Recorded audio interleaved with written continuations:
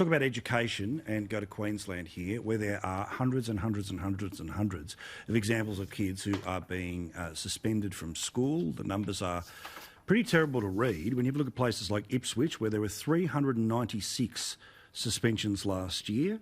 In Redbank, 368. Another one across town in Redbank, 333. And you can see the list that is all there in front of you. Corey,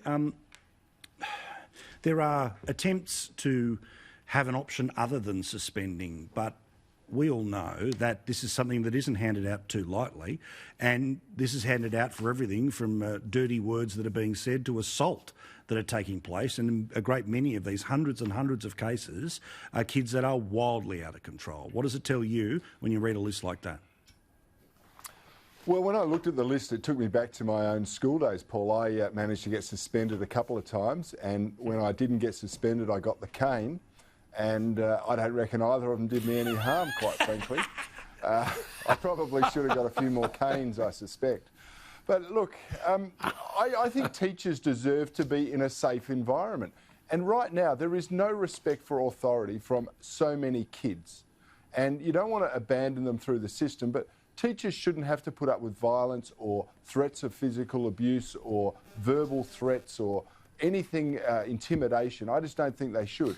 And so I don't know what we can do about it, but society is fraying around the edges because people have no accountability, no responsibility and no respect for authority. And I think that is a massive issue. And it's been fuelled, you can even see that in America with the, the Black Lives Matter and abandon the police and so on. We've got to get back to respecting those who are trying to help us and to work for our advantage. Yeah, Jim, I always speak about this, about how, school was supposed to be a microcosm of the world that you would go into, and that meant that there were consequences. You wanted to avoid the negative consequences and you were rewarded for the positive consequences. You didn't want to be suspended for the obvious reasons. Now, I was suspended twice and look where I am now. But it ain't going to be the case for the hundreds and hundreds and hundreds of kids that we just showed you there, that they'll end up on national telly. But there's a lot of things that, unless there is stricter discipline back in the schools, we re-empower the teachers to have control of their classrooms. I think this is also a really big indication about the falling education standards. We've seen money, we've seen curriculum changes, but we haven't seen any attempt to strengthen the teacher's hand. And by that I don't mean the cane, but I mean not being accused of assault when they tell a kid to turn off their iPhone. That's exactly right, Paul, but I think it's even bigger than that, in that it goes back to the parents. And having a family member who's a teacher, and I hear stories that when action is taken against a child, even to consult with the parents in front of the child over the child's behaviour, you get no backup. And so it's bigger than this. It's bigger than just a school being prepared to suspend a student, which may be a manifestation of the standards of the school. But Corey's right. The level of accepted discipline within the classrooms in some schools is not very good.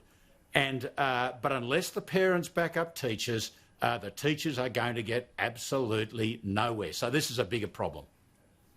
Yeah, James? Oh, I reckon that they're both right, but I would go further than that. I would say, also point out what Corey was saying, it's not just about respect for teachers, it's also respect for your other students. And I'll tell you what, if you've got kids in a school with unruly kids, you do not want the softie, lefty approach where they have the meetings and the restorative justice and all that stuff. You want those kids out of the classroom where they are disrupting your kids' education. But, I'd say something that might be controversial. Yeah, absolutely. And I'd go a little further than that even. I would say also, all the international surveys, PISA and TIMSS, have found that Australian classrooms are among the most unruly in the world.